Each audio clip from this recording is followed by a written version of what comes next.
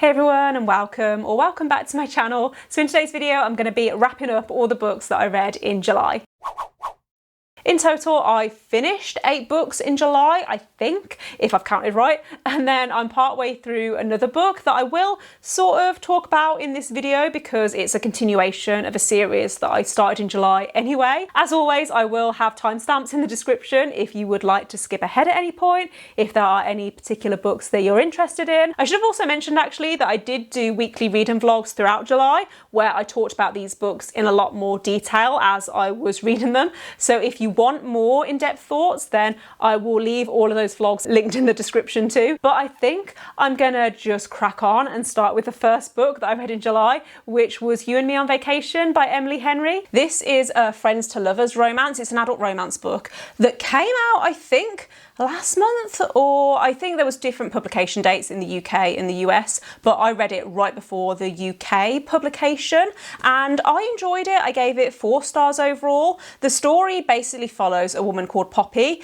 who has been best friends with her friend Alex since they were in college, and every year for about 10 years they would go on vacation together every summer. But then 2 years ago something happened that meant that they stopped talking, and at the start of the book Poppy reaches out to Alex to ask if he would like to go on one last holiday to try and repair their relationship. When I first started this book, I was enjoying it, but I felt like there was something missing because I really loved Beach Read by Emily Henry when I read it last summer. It's one of my favourite romance books, and I couldn't quite put my finger on why I wasn't loving this as much. And I think it's because this is a friends to lovers situation, and I think I just need to accept that that's not my favourite trope. Overall, this was a really cute story and there were some really sweet moments, especially towards the end, and I really enjoyed seeing all the different holidays that Poppy and Alex went on together because there's this split timeline, so you see them in the present day but then you also see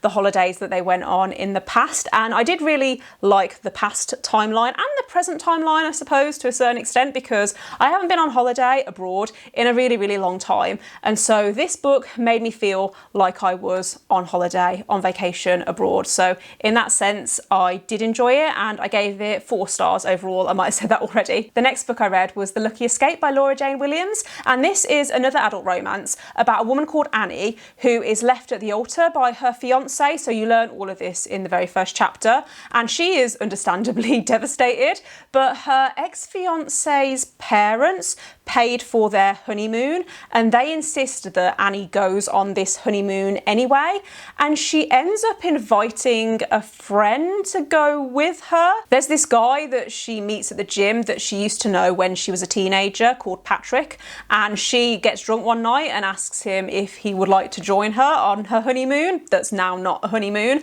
and it's another sort of friends to lovers situation, and so you can probably guess what happens. I gave this 3 stars overall because I thought it was okay. I feel like it's one of those books where you really do need to suspend disbelief whether it would actually happen. The characters also felt a little flat and underdeveloped, and especially the side characters. I felt like there were so many of them and not a lot of them really actually contributed to the story, and so it left me feeling just a little disappointed. Like, I enjoyed my time reading it, but I don't think I'm going to remember it in a few months. In fact, I read this, like I said, last month, and I've already pretty much forgotten everything that happened. Also, towards the end, it started to drag a lot, and I felt like it could have been about 50 pages shorter, and it wouldn't have made any difference. But yeah, overall, felt a little bit bored, but it was fine. The next book I read was Assassin's Apprentice by Robin Hobb, which is the first book in the Farseer trilogy, and the Farseer trilogy is the first series within the Realm of the Elderlings series. So there's this really long fantasy series that's broken up into individual series, and this is book 1, which is obviously probably the best place to start. But yeah, this follows a boy called Fitz, who is the bastard son of the crown prince of this world, and when the crown prince learns that he has this bastard son, he abdicates, and no one really knows what to do with Fitz, so he ends up being raised by this stable master. However, the king starts to realise that Fitz could be a really good asset to the crown, and so he starts being trained to become a royal assassin, which is basically a spy for the royal family. I did really struggle to get into this at first because of the way that it's written. So Robin Hobb does have a very unique writing style, and I have gotten used to it now. It's a very high fantasy writing style, but it's told in the first person perspective, which I don't think I've read any books that are like this. And so yeah, it did take me a little while to get used to it,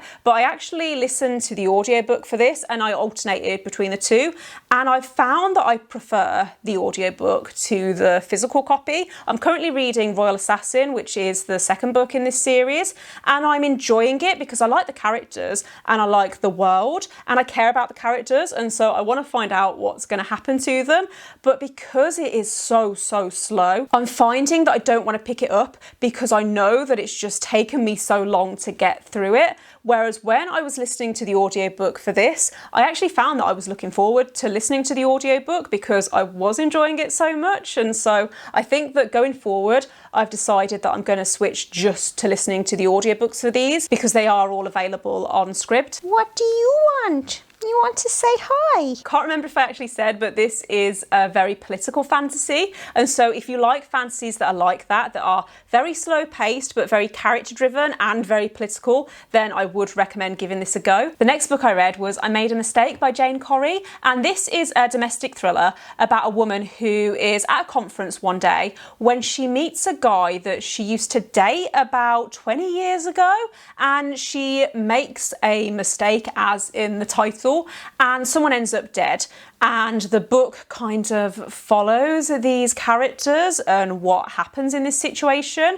Gonna be honest, I can't remember a lot about this book because I gave it 2 stars. It was very compelling in the sense that I didn't want to put it down and I wanted to keep on reading, but I hated all of the characters and there were a few twists, but they weren't very surprising to me. Like there were a couple that I hadn't worked out, but also I found that because I didn't care about any of the characters, I didn't care about any of the twists. And I do think that this is probably just a me thing because I know that my cousin really enjoyed this book when she read it last year, and it does have pretty good ratings on Goodreads. I actually have another book by this author on my Kindle, but I don't know whether I want to read it now because I really just didn't like this book. I do sometimes struggle with domestic thrillers because I find that they are very character driven and I prefer plot driven thrillers, and so yeah, wasn't for me, but I don't think it was a horrible book. I think that it was just, yeah, it wasn't for me. So the next book that I read was Burial Rites by Hannah Kent, and this is a historical fiction novel that's set in Iceland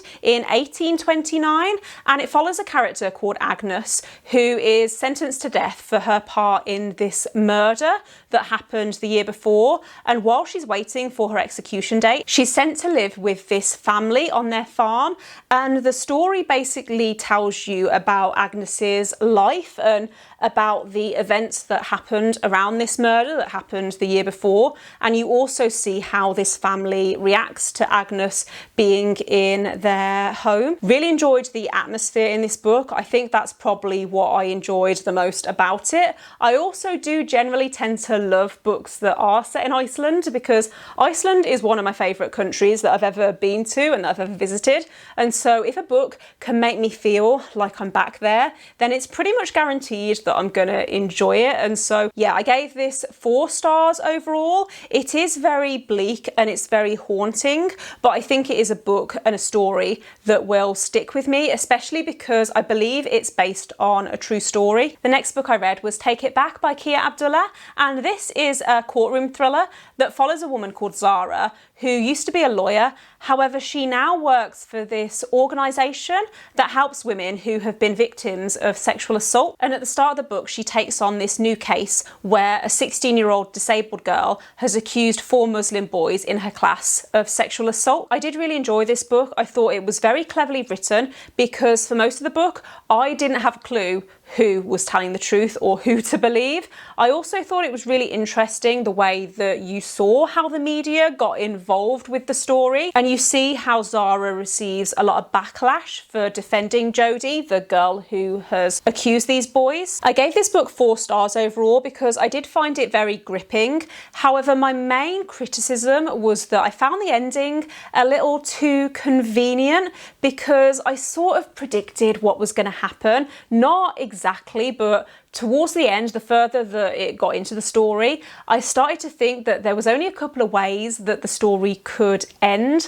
And so when the ending happened, it didn't shock me in the way that I was expecting. However, I would still like to read other books by this author. I think that this is the first book in a series where with each book, this woman Zara is following a different case. And so I would like to continue the series because I did really like the writing. The next book I read was The Ninth Reign by Jen Williams, and this is a really difficult book to explain because it's an adult fantasy, but a lot of my enjoyment came from learning about this world, and so I don't want to accidentally give spoilers, but I think what I'm going to try and do is elaborate on what is already on the back of the book. So this book is set in a world where there's this city called Abora, and up until a few hundred years ago, I think, this city was beautiful. However, there was this war, and following this war, the city fell into disrepair, and there's this sickness that is starting to affect the people that live there. And you're following a few different characters, including a guy called Tourmalin,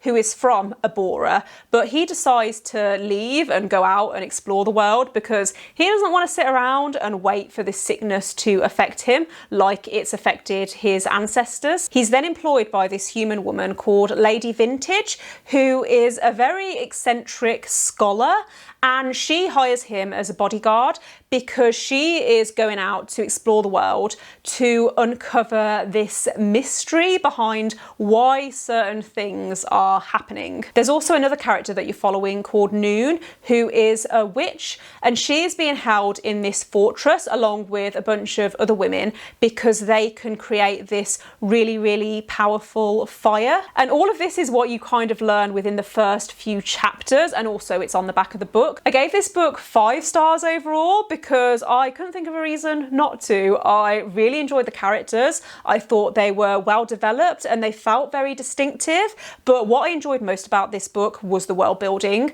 Like, the world building in this was done so well, and there was so much intrigue, and it hit a point where I started to realise what was going on in terms of the plot, and I couldn't put it down. I've actually already borrowed the second book in this series from my library, and I'm really hoping I can get round to it in August because I need to know what's going to happen next. Like, this was just epic. The final book I read this month was Felix Ever After by Kacen.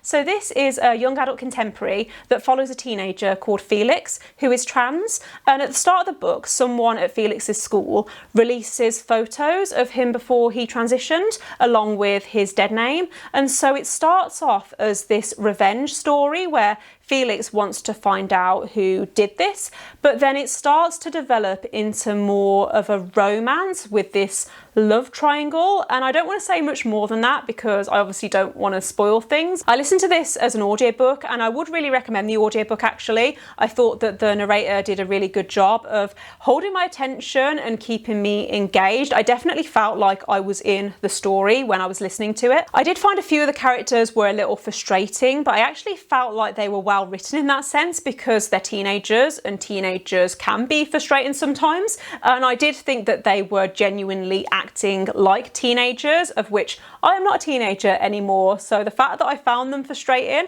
I actually think is a good thing. The main criticism that I had of this book was that I felt like the romances could have been developed a little more. I felt like there was a lot of telling and not enough showing. However, I would still recommend this, especially if you like YA contemporary. Can't remember if I said my rating for this, but I think I gave this a 3.5 or a 4 stars. I can't remember if I rounded up because I did really enjoy the audiobook. So I think that brings me to the end of the video. So thanks for watching. If you've made it this far, let me know in the comments if you've read any of these books and what you thought of them.